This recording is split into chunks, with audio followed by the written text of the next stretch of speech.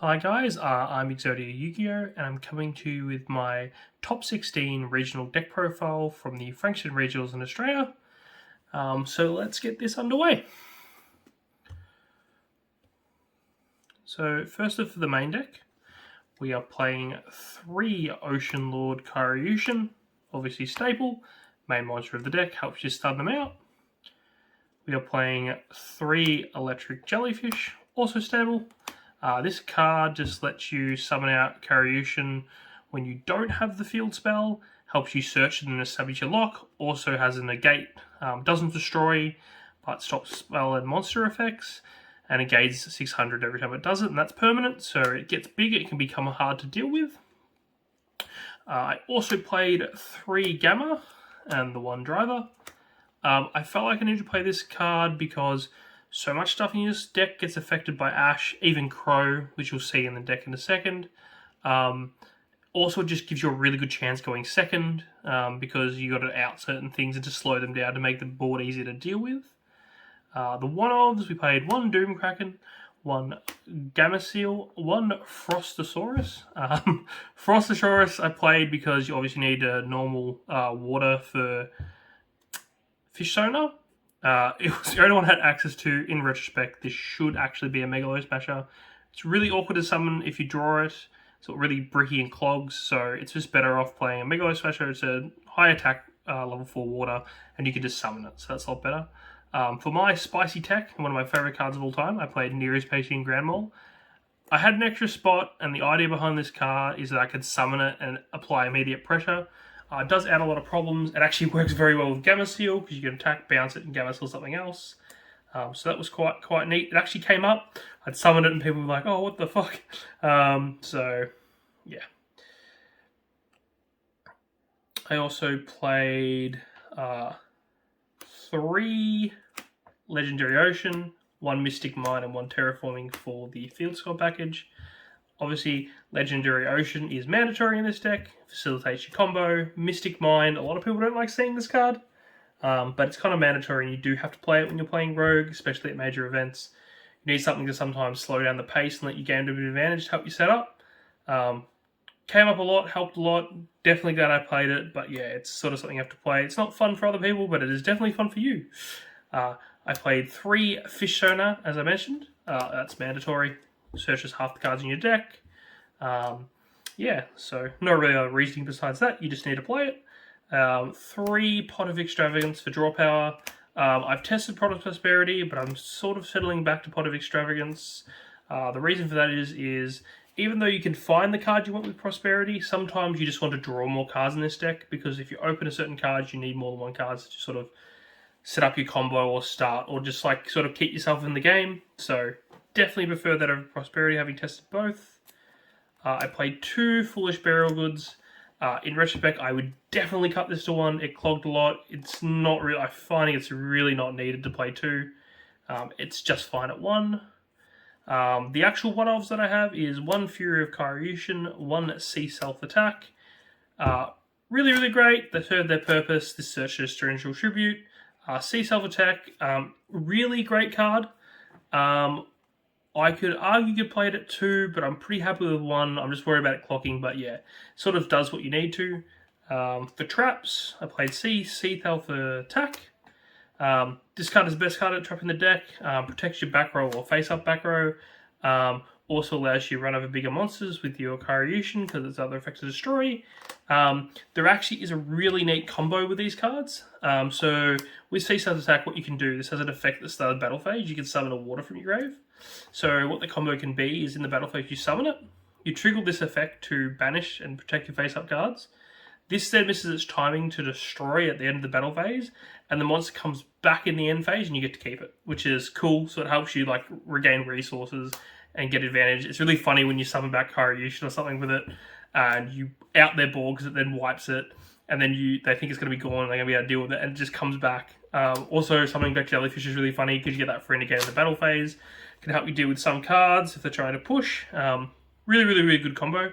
Of course, we played 3 Ice Barrier.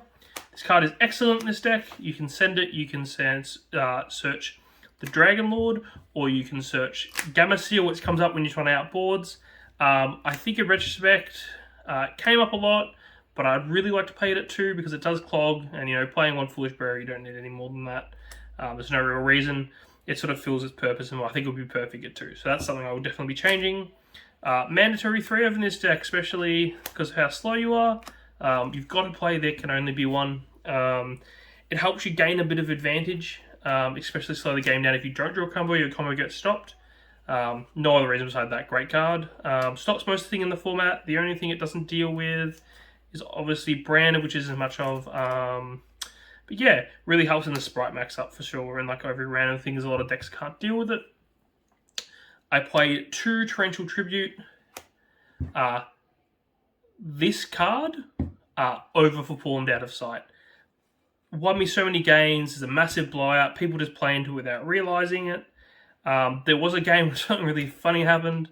I was playing against Branded Despia. They were in the battle phase, and they super poly to try and finish me off after it activated Ice Barrier, because they couldn't finish me, so they really desperately pushed to finish the game.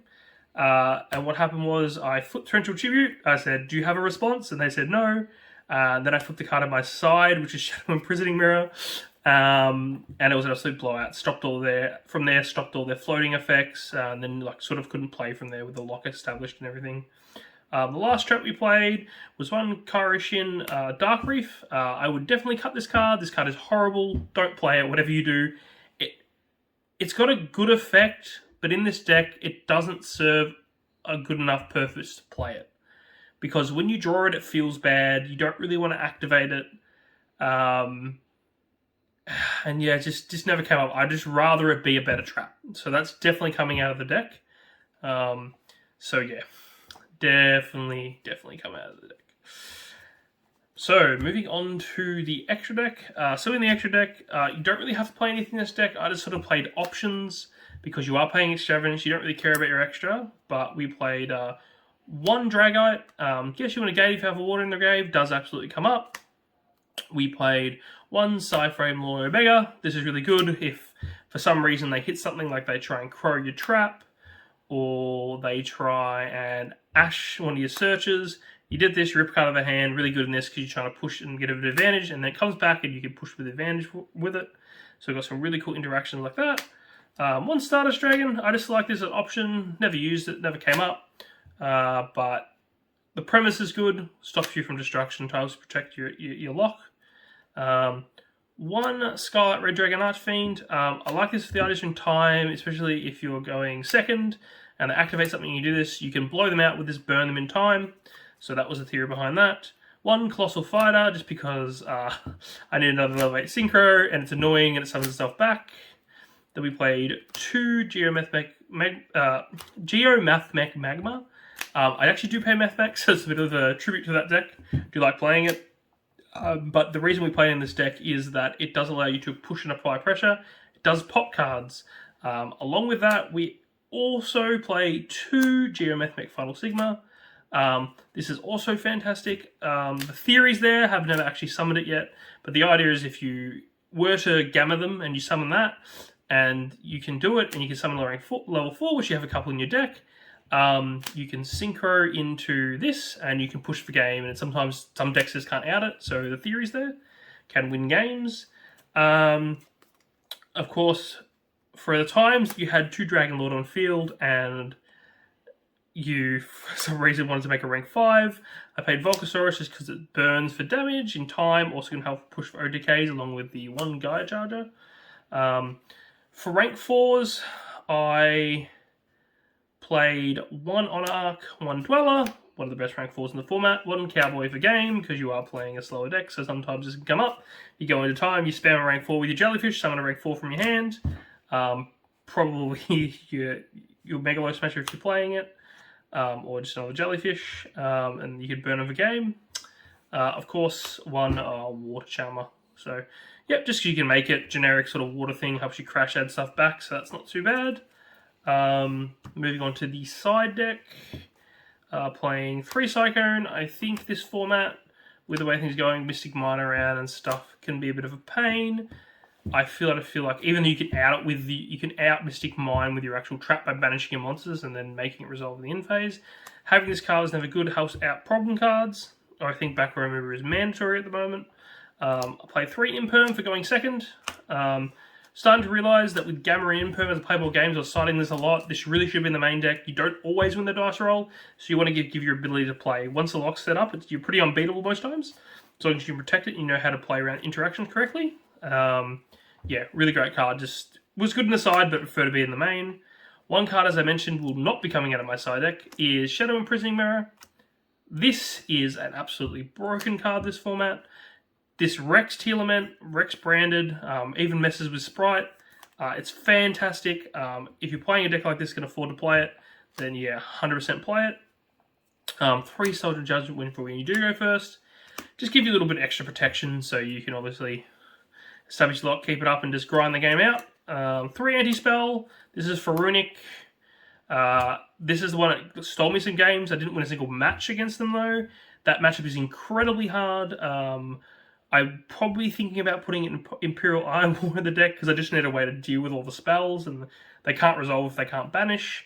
So yeah, I'm thinking that's what will probably happen because it's just your worst matchup and it's impossible for you to deal with that deck. I also played 1 Soul Drain.